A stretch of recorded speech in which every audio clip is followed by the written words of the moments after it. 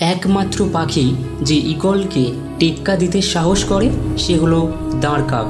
সে ঈগলের উপর বসে পেছন থেকে তার ঘাড় কামড়াতে থাকে, কিন্তু ঈগল তাতে সাড়া দেয় না বা তার সাথে যুদ্ধ করে না, কারণ সে তার সময় ও শক্তি অপচয় করতে চায় না।